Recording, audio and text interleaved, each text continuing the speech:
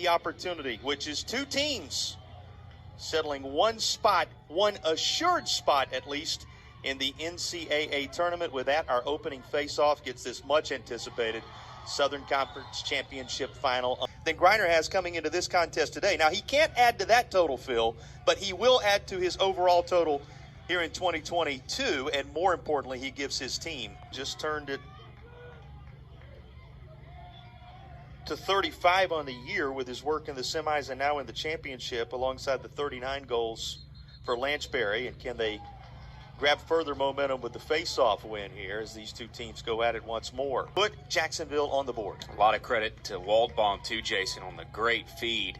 That's what we saw from Jacksonville. What was so impressive in their win versus VMI, Jason, at least to me, is their offensive patience.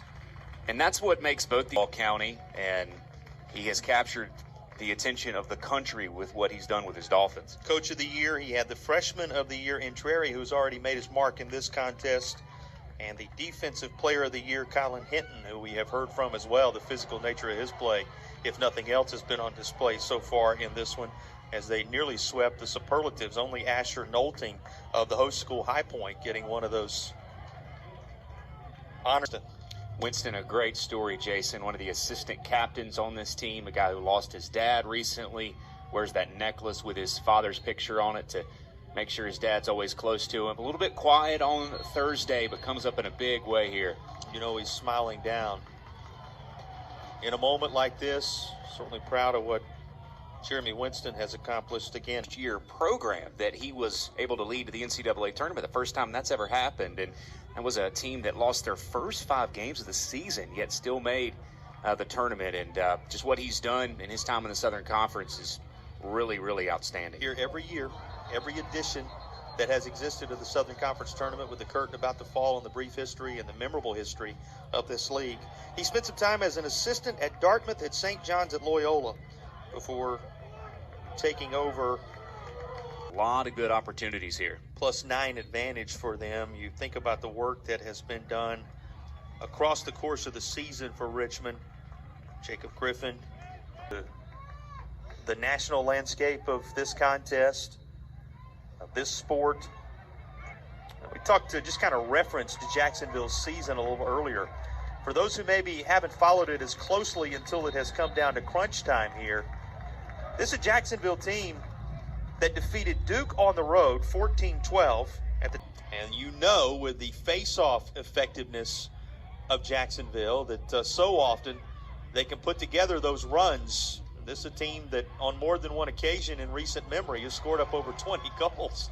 And here it is, a face-off win to follow up. Captains, it's one thing to be a man down. It's one thing to be a captain down, and that's what Jacksonville was missing. 23rd of the year for Madonna, who had the game winner with 1:07 remaining in that contest on Thursday. You remember, those of you who were with us, 10 ties, no lead bigger than 2 goals at any point in that classic between High Point and Richmond. And Madonna provided, he's played early in the championship round. He is going to wreak havoc on defenses for many years to come, and already solidifying himself, you would think, on the all-tournament team and providing a lot of offense here in half number 1. And a dad, Rob, who played basketball at Westchester. His mom, Nicole, played tennis at Drexel, coming from an athletic family all the way around. The freshman Jackson Intreri out of the lacrosse-rich state of Pennsylvania, serving the crew out of the Sunshine State very well thus far, as it's 5-all. The thing about Jacksonville, Jason, when you watch them, their offense tends to pick up their defense, and their defense tends to pick up their offense. When they make a play on one end of the field, fair in this Southern Conference Championship, partner, this is exactly what we expected. 2 ranked teams facing off, and a lot of national eyes on this matchup. Just finishing up on that prior meeting this year for those who didn't get to see it. Of this championship, neither one of these teams are playing on their home pitch. You wonder maybe if that's a little bit of an advantage in a way. There's no pressure of winning at home. Both these teams seem to play pretty loose. Jacksonville making it 6-all with 13:20 to play in the third. He earned that one. Almost deserved an and one for as much contact as he took. You're mixing sports for us now here. I like the analogies are coming. You saw the Masters umbrellas a bit earlier. You're giving us basketball terminology, all coming together for this men's lacrosse championship. And it's been the case a good portion of the day today. It is the first time, however, that one-goal separation belongs to Jacksonville. The Dolphins finally able to make their way out front of Richmond 7-6 with 5.5 remaining in the third period. Phil pulled even on more than one occasion. Now Jacksonville able to remember now, withstand all the wildness of the man-up opportunity a little bit ago for Richmond.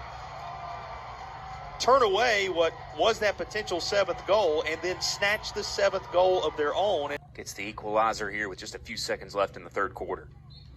Lance Madonna battling back.